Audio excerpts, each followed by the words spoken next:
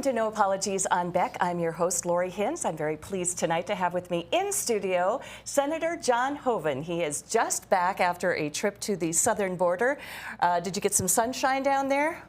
Well, actually, Monday was warm. Tuesday was cool, though, which was nice because we're going all over the border there, and so it was actually a nice break. And then it's supposed to, obviously, the temperature back up today, but no, it wasn't bad at all. It was comfortable. Well, tell me a little bit about what you saw when you were at the southern border and what area of the southern border you were at. Okay, so I went to Del Rio, and I went both to support our North Dakota National Guard, who are down there, of course, doing a tremendous job, but also, again, to call attention to what's going on at the southern border. We've got to secure that border. It's a huge problem. I've been down there multiple times, not only to the border in Texas. I've been to other parts of the border in previous years. Also, I've been to Mexico, to Central America, South America.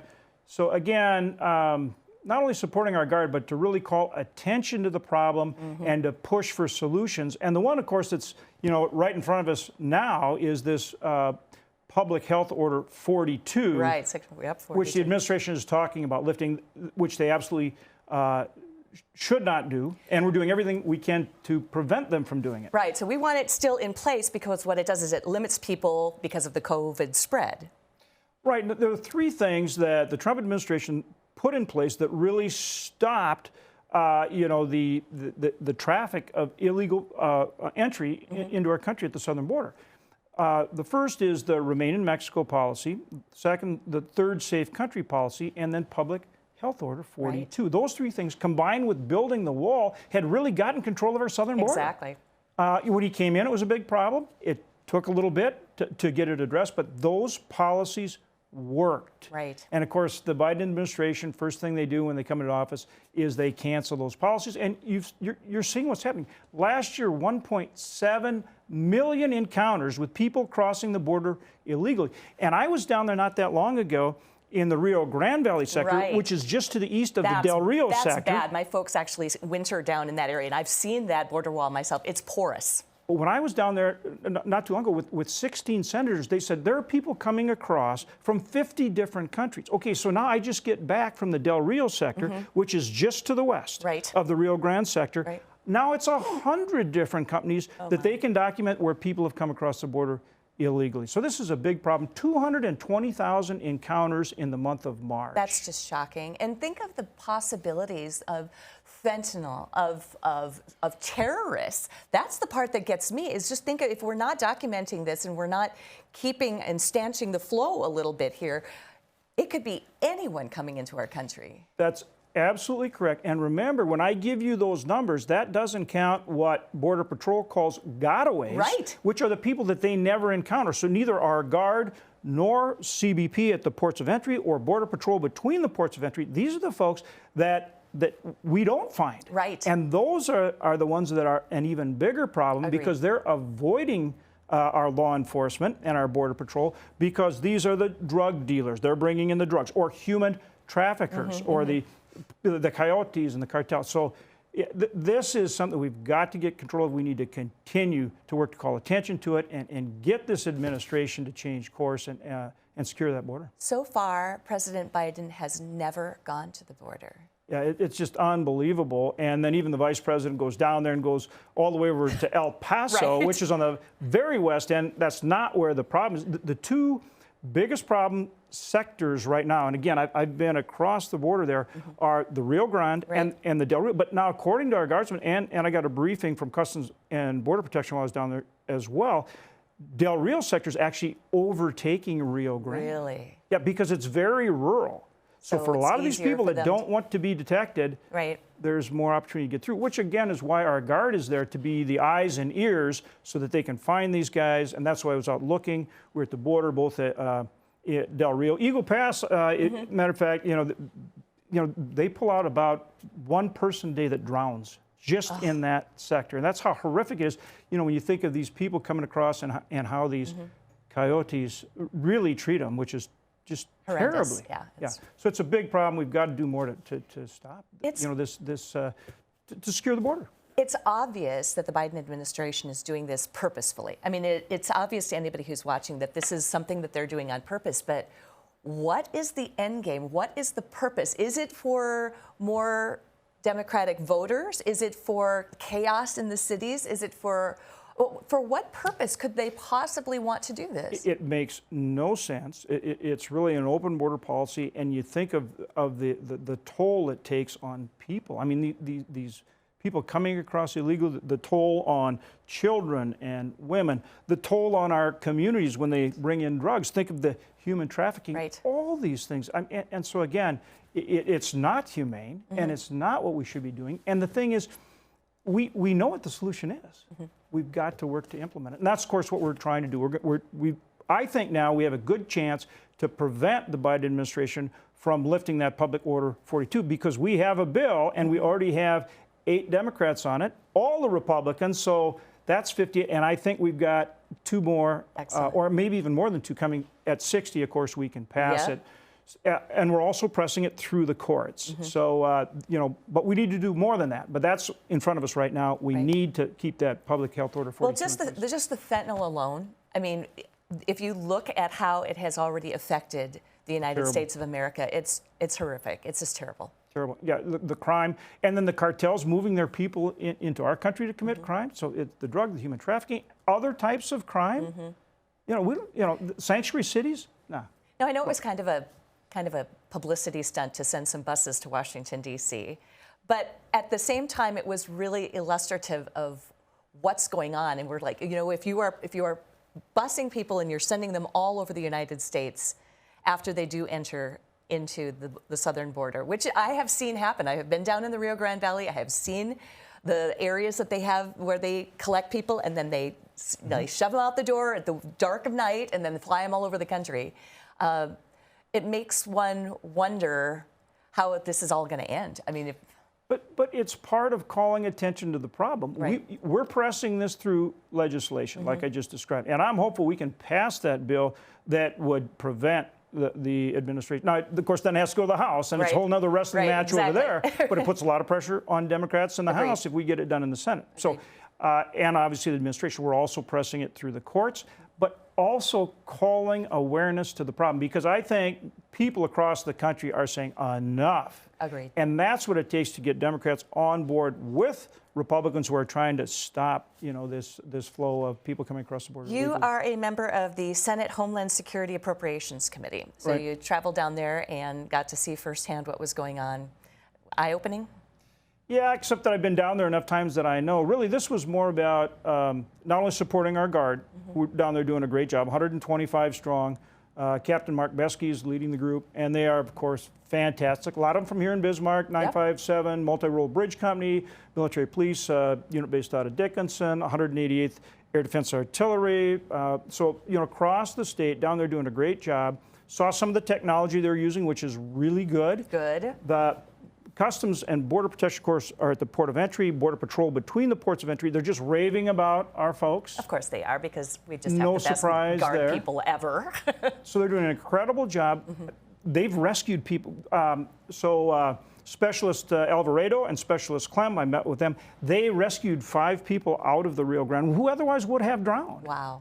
Our guys. Our guys are the best. There's no Guard like ours anywhere. So, you know, they're doing an incredible job helping CBP and Border Patrol. But the other thing is, I know what's going on. That's why I keep going back there, calling attention to the problem, trying to build momentum to address it. We are post-convention now, so you're working toward the June primary.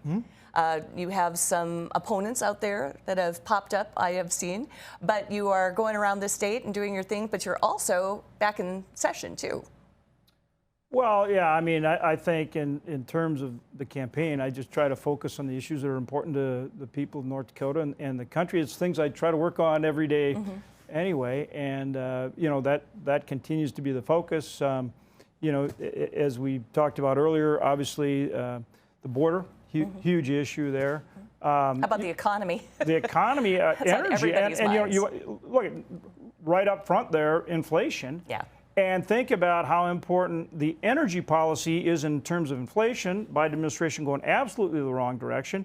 They need to take the handcuffs off our energy producers. And who knows it better and does it better than our North Dakota energy producers? Exactly. We can produce a lot more oil and gas if we can, you know, get the administration to stop with this overregulation, with restricting our ability to build pipelines and gathering systems. You saw where they came, and they'd had a moratorium. Yes. On producing energy on federal lands, be it onshore and off. And again, it just shows how they're bringing a Band-Aid rather than solving the problem. Instead of lifting the moratorium, they lift 20% of it. So 80% is still restricted. And then they raise the prices for the leases and everything else, increasing the cost of energy, making it harder to develop at the very time we need more energy, not only for us to combat inflation here at home, look at the price at the pump, but to help our allies. Exactly. So I mean, counterintuitive. Right. So I always look at it. We're going hard at that. We're going to do everything. We are doing everything we can to change it. We're going to continue to do that. To me, that's really, I think, what's important to the people, and so that's what I work on. I have an economist friend named Murray Sabrin, and he has predicted that when the inversion happens, there's like an inversion that happens with the economy, and he has said that that just happened, that there is going to probably be a recession within 8, 10, 12 months. Have you heard rumblings of impending recession as well? So I think there's a concern about that because now as the Federal Reserve tightens, which they have to do because they're behind the curve, they had too much easy monetary policy, obviously too much government spending. And so now as you start to reverse that, that's the risk. Of course, you have to take those steps because we've got to bring the rate of inflation down. Right. I mean, that's a tax on everybody, particularly low-income people, hits them the hardest. Yep. So we've got to address it. But that would be the concern is as you address it then, do you create stagflation, which is what we went through before, back, remember in the late 70s, early 80s when we had this same kind of problem. We've been there before. Right. We need to learn from it. So we need to take the right steps the right way. And that means we need to be taking them now. And again, that's why I bring up the energy issue. There are good solutions, I mean, quit with the spending, have the Federal Reserve stop and with easy money policy, which they're doing, right? Quit, right. And then, produce more energy. Get after these glitches and problems in terms of the supply chain. There's a lot we can do there. Matter of fact, we just passed a bill through the Senate, the Ocean Container Shipping Bill, which I was one of the prime sponsors on. I think that can help. Gives the Federal Maritime Commission more opportunity to, help us get containers for our farmers who are trying to ship, manufacturers. So there's a lot of things. Stop with this over-regulation. Right. Stop trying to raise taxes, as you saw in the Biden budget. We learned that in the Reagan years, didn't we? I mean, when you take those things off, Trump did the same thing. Take let the economy explode on its own. Just take all of the binding off. That's it exactly. I mean, if you turn American entrepreneurs and companies loose, they can address it. And that's the problem. Too much government is getting in the way and causing the problem. And so there's a lot of things we can do to address this inflation. We need to get after it hard now to mitigate just what you're talking about. Right. Earlier this week, we had an NBA player in town named Ennis Freedom. You may be familiar with him. Yeah, he's great phenomenal. Story. Great story. There at the Bell May, he was talking about that exact sort of thing and how amazing the United States is. And one of the people in the audience asked, and your other cohort, Senator Kramer, was there and kind of doing a little interview with him. And somebody asked him about Fufeng. And he said that he was kind of uncomfortable with it, that he was really looking at it. But I'm curious how you feel about Fufeng. Fufeng is the correct way, I think, the way you're supposed to say it, but in Grand Forks. Yeah. Well, first, any and all security issues need to be addressed right up front. And I think that's really important so people are comfortable that there aren't issues there and that they know that. And so I think it's very important that that's addressed up front. And then really it's up to the city leaders to work with the folks in that community, which is going on right now. They're talking about do they have a vote or how do they approach that? And I think it's very important that if they are going to go forward, that they work with the community, not just Grand Forks, but the county to make sure that any of these concerns and issues are addressed so that people are supportive. When something comes into your community, you have to make sure that you build the support before you go forward. And I think they're in that phase right now where they still have work to do in terms of working with the community, making sure any of these issues are addressed, that people have a comfort level, that there's transparency there, and then, before you go ahead and decide ultimately what you're going to do. I think that's got to be a very important part of the process. I agree. I think that they need to be heard. So the prospects for Republicans in 2022. We're coming up on a midterm election here. It looks good. The RNC chairwoman does not like to use the term red wave. She just does not want to do this. I don't know whether it's a jinx thing or how she feels about that. But your thoughts? Well, you probably should take this question because I know you talked to Rana and you're very involved as our national committee woman. So you know this probably as well or better than I do, and I know you stay very current on it. I think we have that opportunity. I think in the House, it looks pretty good. Agreed. Again, just because of the things we're talking about, the administration, they have the wrong policies. They have the wrong approach for this country. And polling is going the wrong way, too. Sure. Right. We see it, people see it, the public sees it. So I think, that bodes well for the House. Never take anything for granted, work hard. In the Senate, it's tougher because of the map and just the numbers. We have to defend a lot more seats than the Democrats do. So just the math is harder for us. But again, I think we have the right solutions, and I think clearly the administration and the Democrats in Congress they're trying to do the wrong things, and we're seeing that. Whether we talk the things we're talking about, whether it's inflation, whether it's the border, these mandates. Think about this one, Lori. So a federal judge in Florida does what should have been done a long time ago, ends that mandate for travel, and what's the reaction of the administration? They're talking about reinstating. I know, right? People. I mean, I just flew back in. Was it wonderful? From Texas. People on the plane, they're happy. Right. Whether it's the stewardess, the pilots, the passengers, they're all they're like high-fiving each other. Yep. And in the airport and everything else. And so it's like, this is great. Seems like common sense would be you'd get on board with that. Right. And their reaction is, well, they might try to reinstate it. Well, I think, I have a video I think they better not. I don't think people are. I don't think people are going to put up with it. No. And we worked very hard to get rid of these mandates. But that's a point of. Back to what you're saying. I think those are the kind of things that resonate with the public and are going to be very important in the election. Yeah, I have a video later on in the show today that you will enjoy of a flight attendant who's singing. Okay, thank you very much. Sure, good to be with you. I am so glad that you could be on this show, Senator Hoeven, and I very, very much appreciate you coming in.